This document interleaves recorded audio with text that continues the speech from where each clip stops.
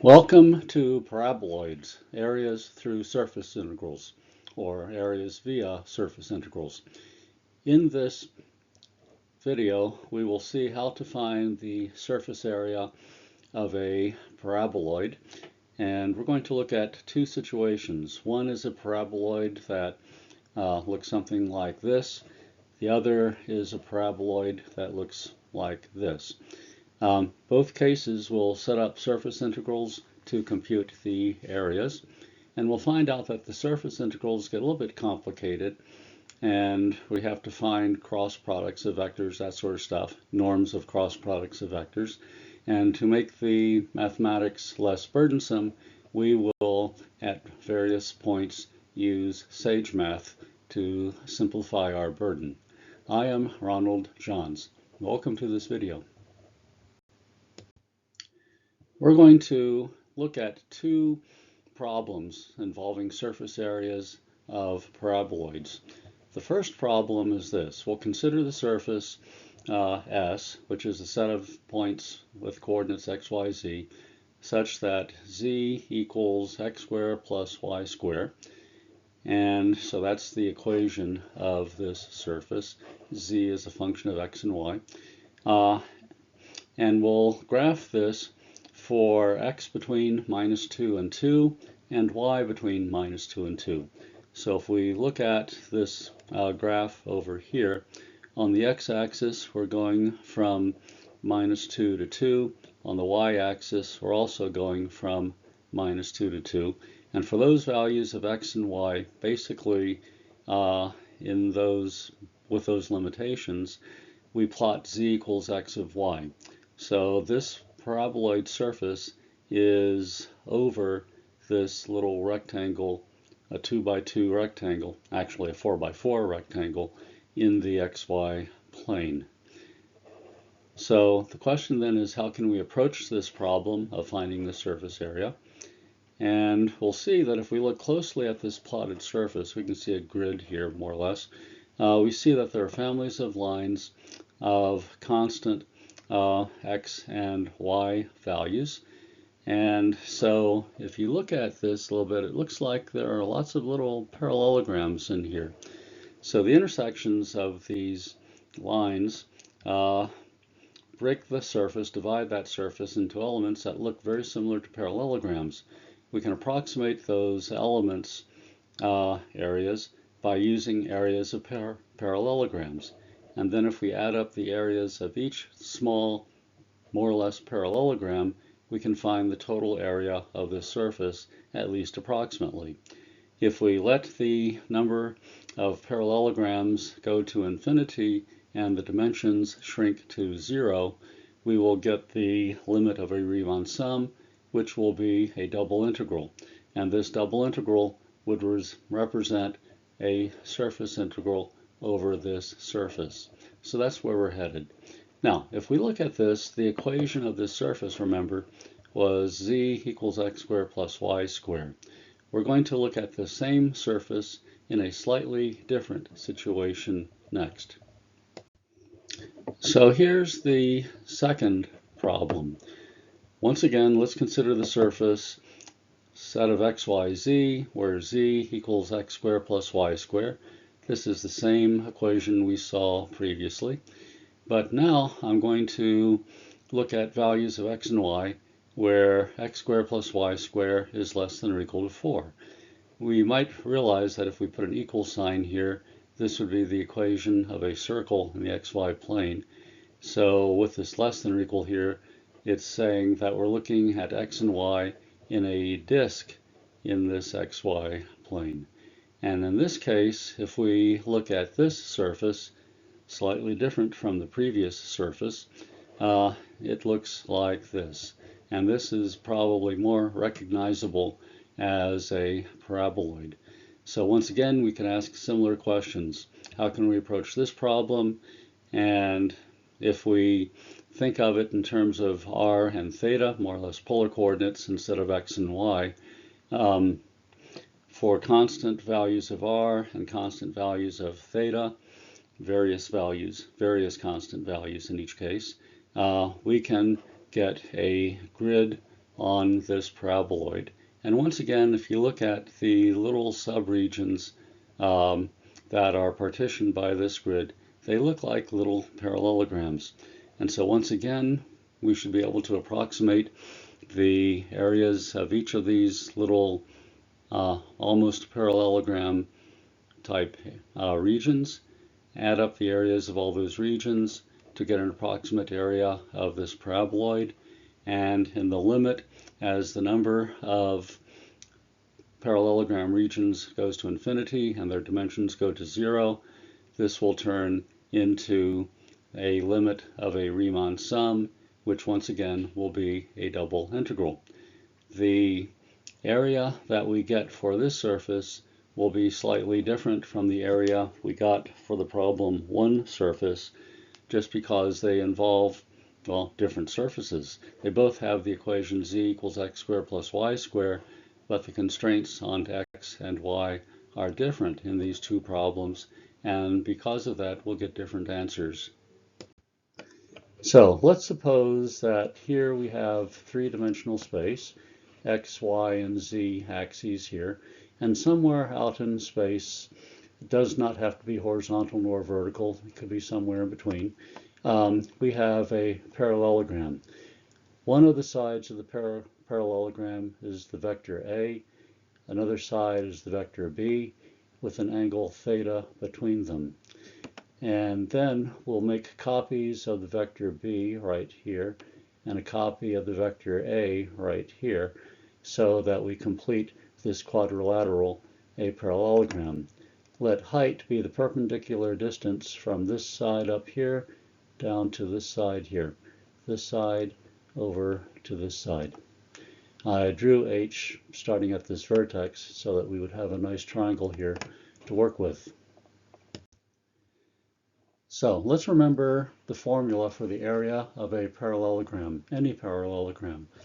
The area of the parallelogram is equal to the length of the base times the height.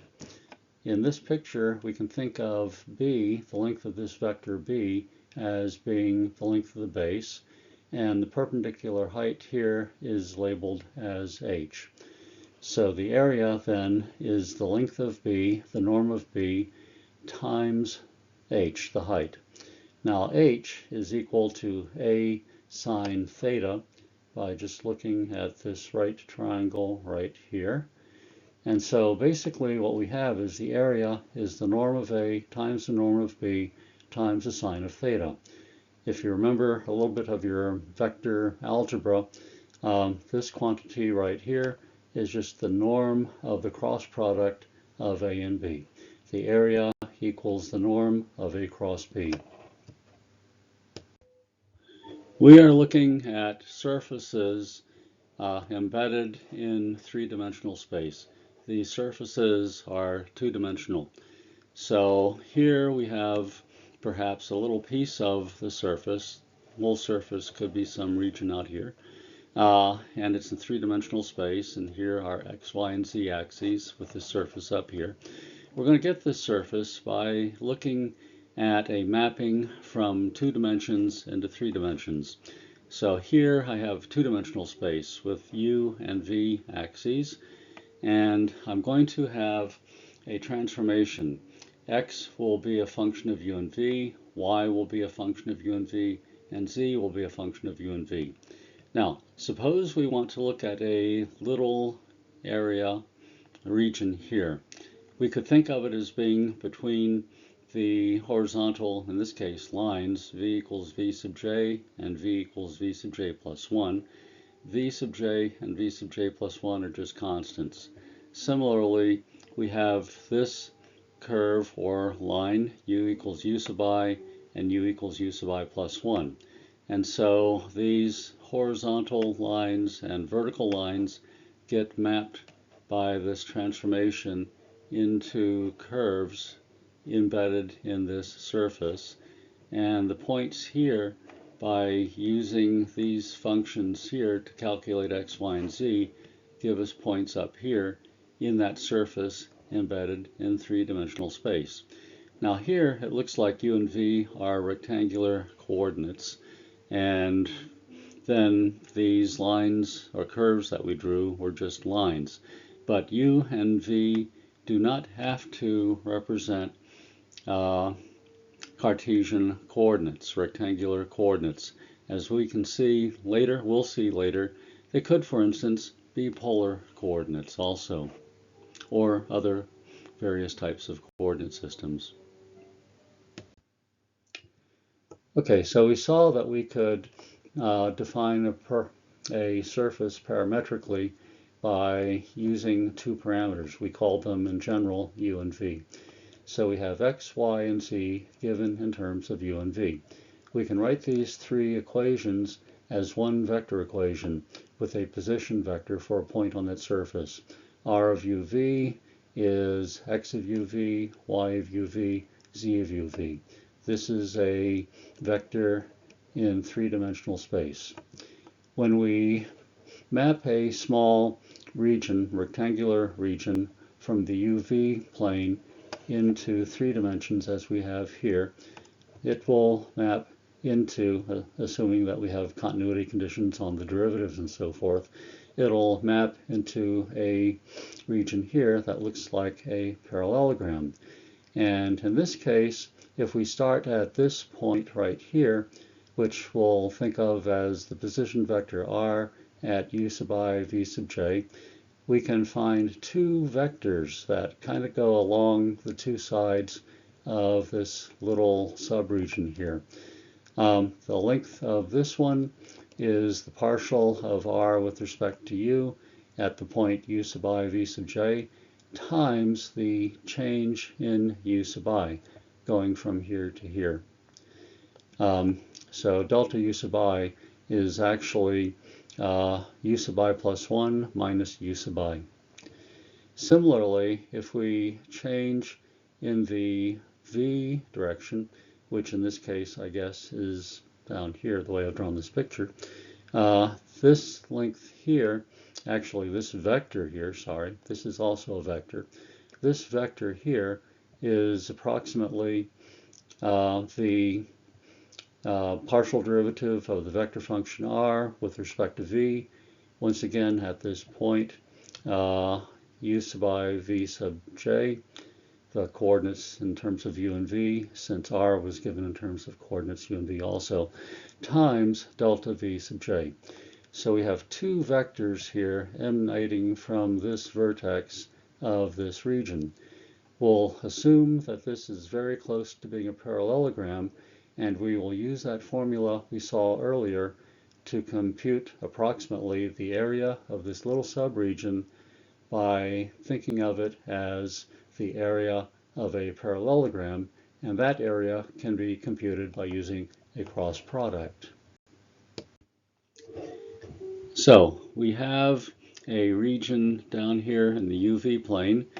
One of the little subregions is going to be r sub ij.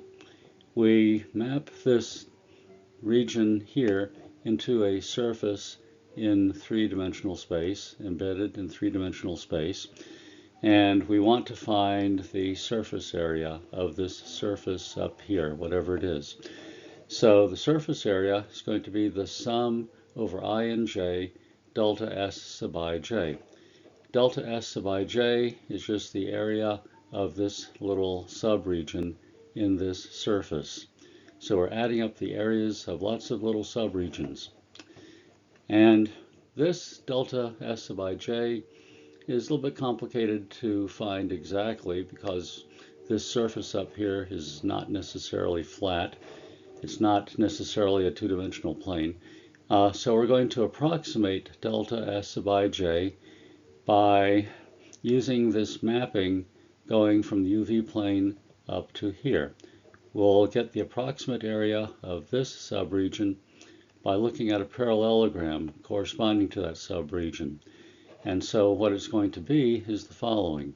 The norm of the partial derivative of our vector valued function r with respect to u at u sub I v sub j times delta u sub I, cross product with the partial derivative of r with respect to v at u sub I v sub j times delta v sub j. So basically these two things up here are vectors which are represented here and here. And the cross product of them, remember, we can think of as the area of a parallelogram defined by these two vectors, delineated by these two vectors. So here's the point R of u sub I v sub j, and from that point we get these two vectors, knowing what delta u and delta v sub j are from down here. And we get this for the area of one parallelogram. We add up the areas of all those parallelograms, and we have an approximate surface area. Now, I'm just going to change the notation here. The partial of r with respect to u, I'm going to write as r sub u. The partial of r with respect to v, I'll write as r sub v.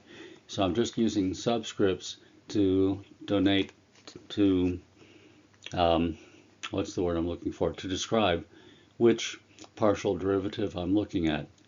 And now, going from here to here, we also pulled out the scalar delta u and delta v factors. And so I think what we have right here is actually the same as what we have up here. I kind of repeated myself. Well, too bad. So now, if we let the number of little subregions go to infinity, and all of the dimensions tend towards 0 in the limit, this double sum is a Riemann sum for a double integral.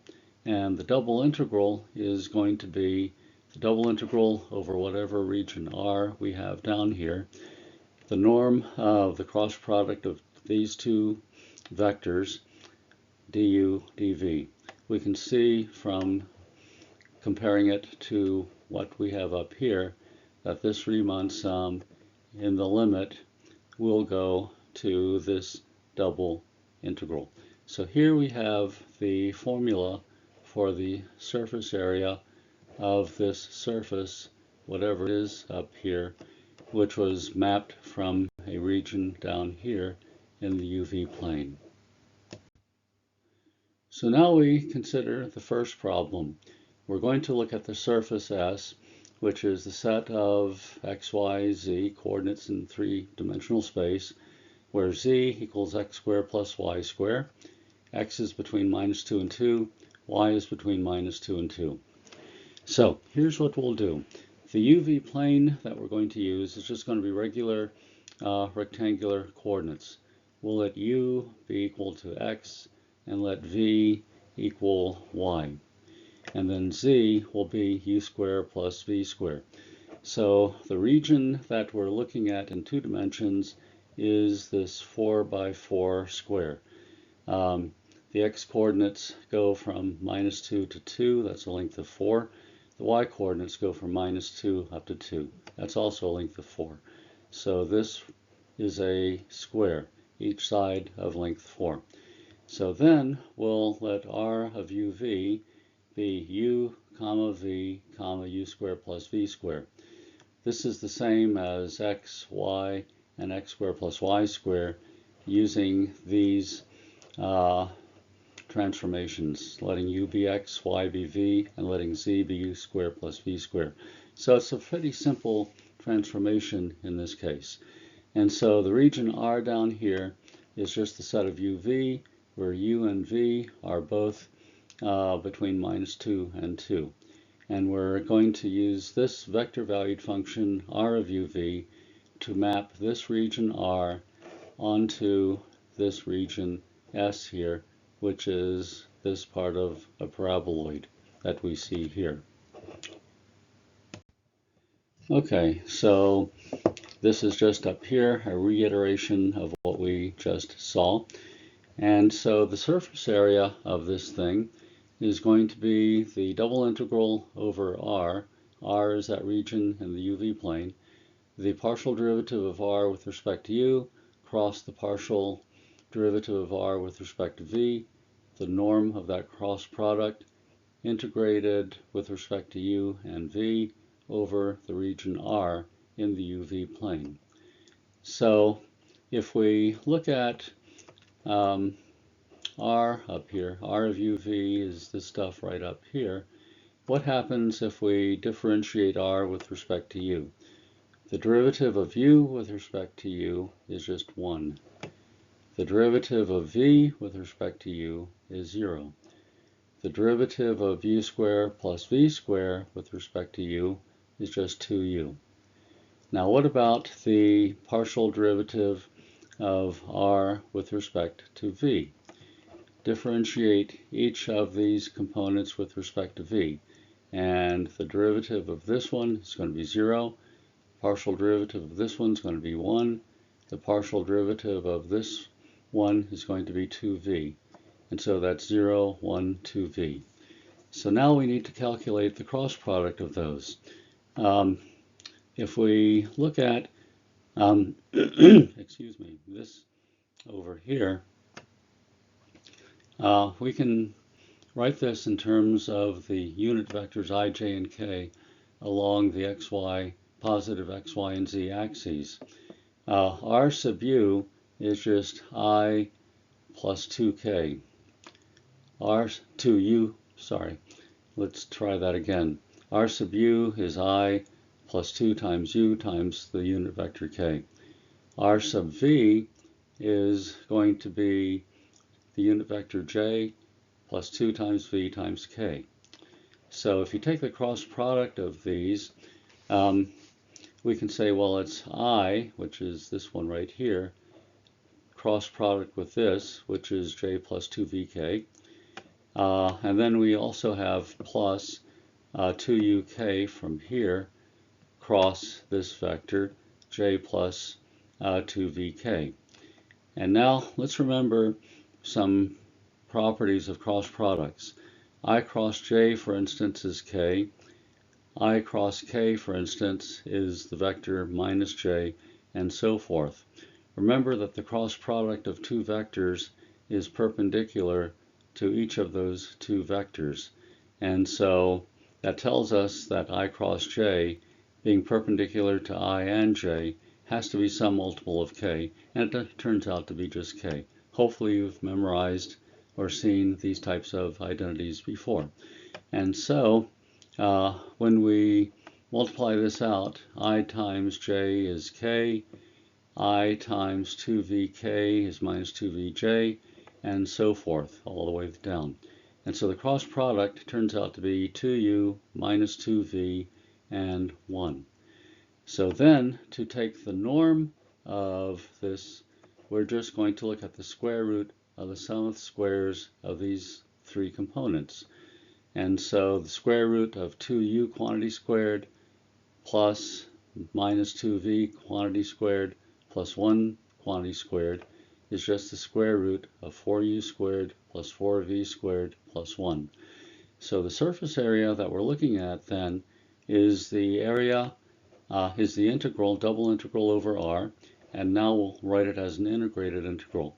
U is going to go from minus 2 to 2, v is going to go from minus 2 to 2, and then the cross product is this stuff right here. And so we look at this and we say, well, we now have to find the value of this iterated integral. It looks fairly complicated. We could give our techniques of integration a full workout in doing this. So let's see what we can do. What we're going to do to evaluate this integral is to use SageMath. And so here's what we'll do. First, I'll define variables u, v, and w. And when I execute this cell, we now have these variables. And I'm going to let w be this integral up here. The integral of the square root of 4u squared plus 4v squared plus 1. And this inner integral is integrated where u goes from minus 2 to 2. And then this outside integral is integrated where v goes from minus 2 to 2.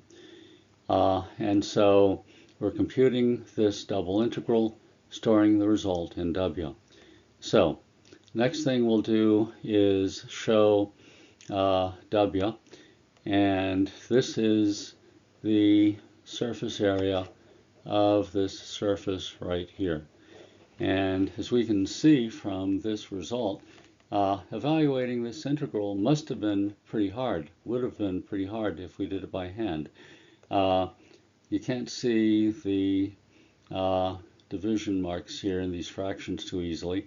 This is 16 divided by 3 times the square root of 33 minus 1/6 the arctangent of the square root of 33 plus 17/4 plus all this other stuff. Okay, so it's a fairly complicated integral, but SageMath was able to evaluate it exactly. This is the exact area of this particular surface.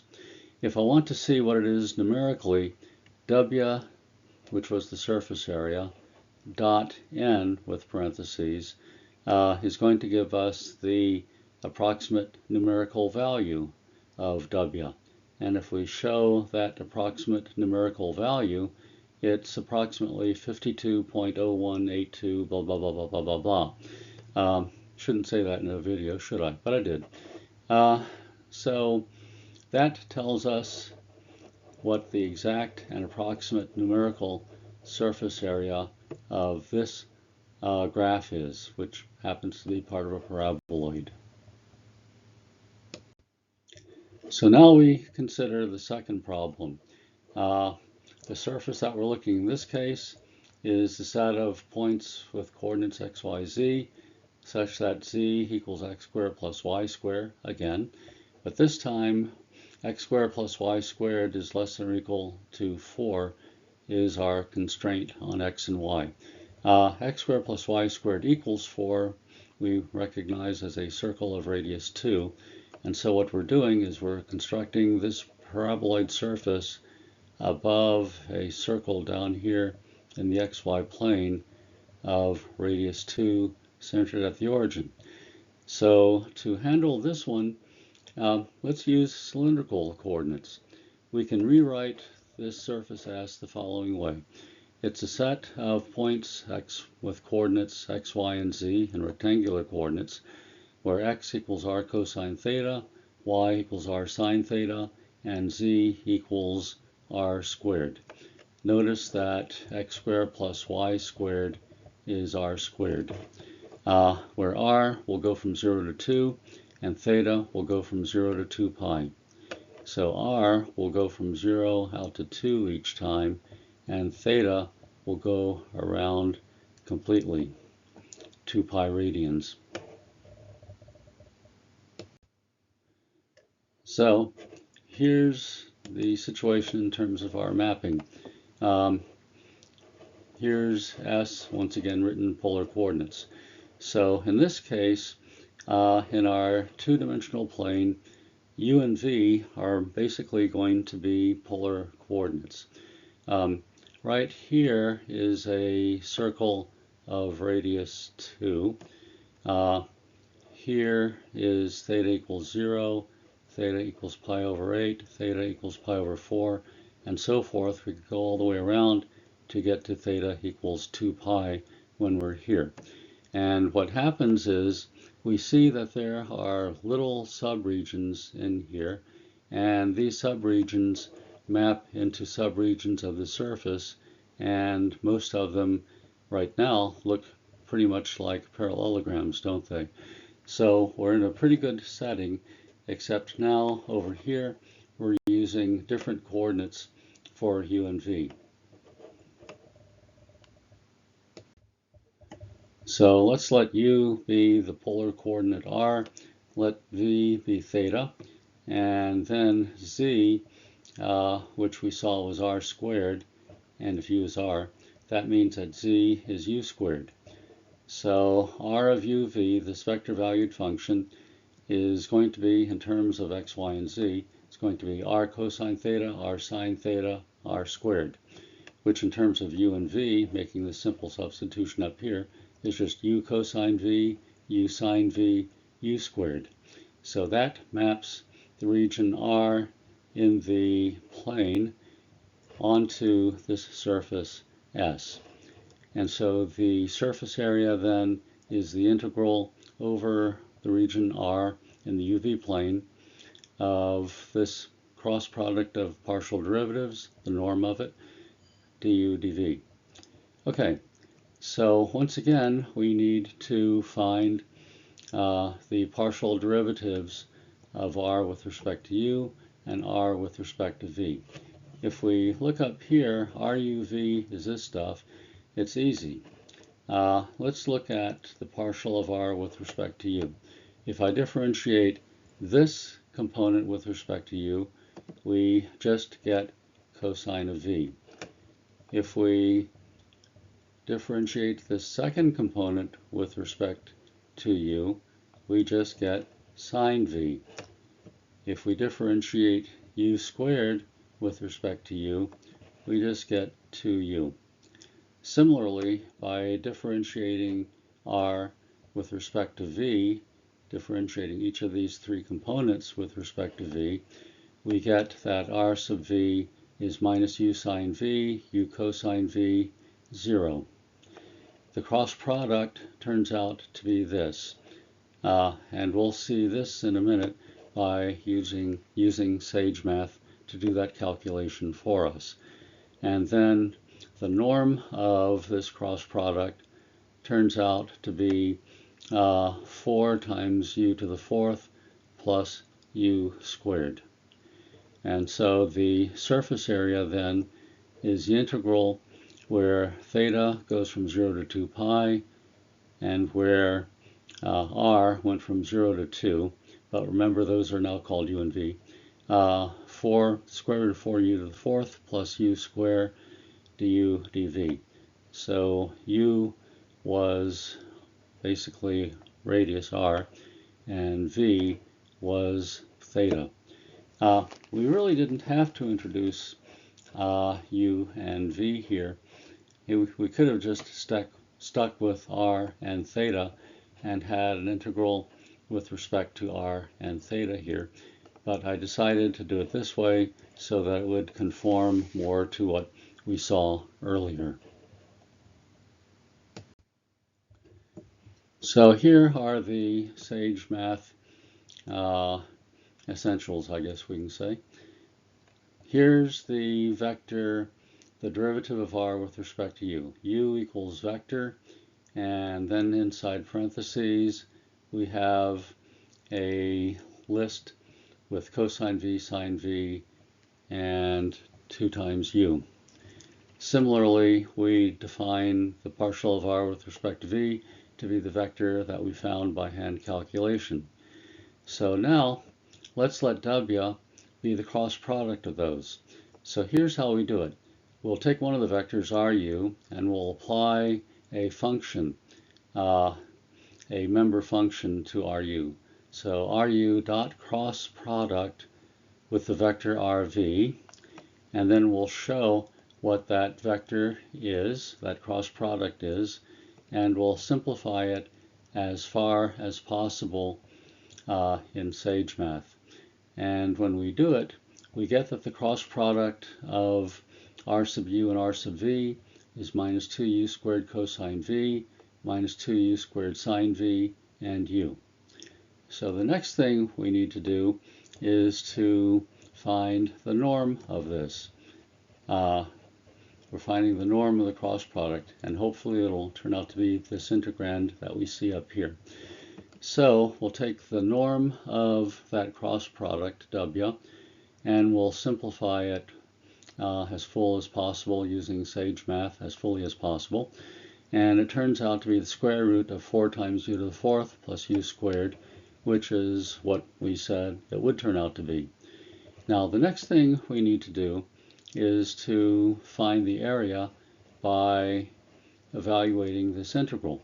Now remember, this integrand we just called the norm of w. So we're going to take the integral of the norm of w, where where u goes from 0 to 2, and v on the outside goes from 0 to 2 pi. So the integral of the norm of w is the integral of this stuff right here. This stuff right here, remember, was the norm of W. When we evaluate this integral, we can show what that area was. For some reason, I decided to call that area P area. And it turned out to be minus 1/6 pi plus 17/6 times the square root of 17 times pi. And if we want to see what that area is as a approximate numeric or decimal quantity, we can do P area dot n, and n is a function for changing things to decimal approximations, so we need parentheses here. And the area turns out to be about 36.1769, okay?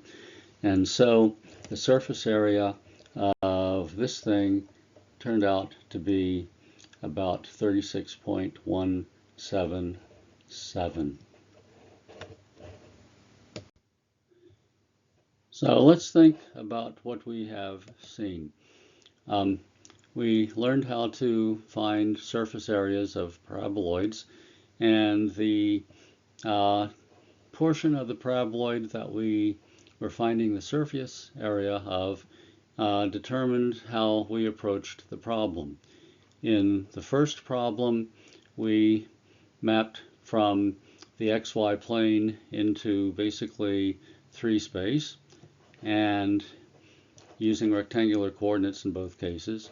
And for the second problem, we mapped part of the plane, a disk, circular disk, using polar coordinates into this paraboloid. For this portion of a paraboloid, we got an area of 52.02. For this one, we got 36.18. And you might look at these two and say, hey, wait a minute, that doesn't look right. This one seems to have more surface area than this one over here.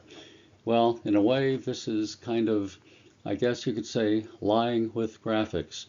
If we look at the paraboloid that we have here, the portion of the paraboloid we have here, notice that this surface goes up to c equals 8, a height of 8. If we look at this one over here, it only goes up to a height of 4. So basically, these points here are twice as high as the points that are on here. So if we wanted to make them, I guess, more comparable, I should have perhaps made this graph just half as tall as I have it here. So the scaling makes it a little bit deceptive, but we can see that once we take that into consideration, this particular part of the paraboloid that we graphed here is actually right in here at a height of maximum height of 4. I hope you enjoyed this video and now have a pretty good grasp of how to handle surface areas.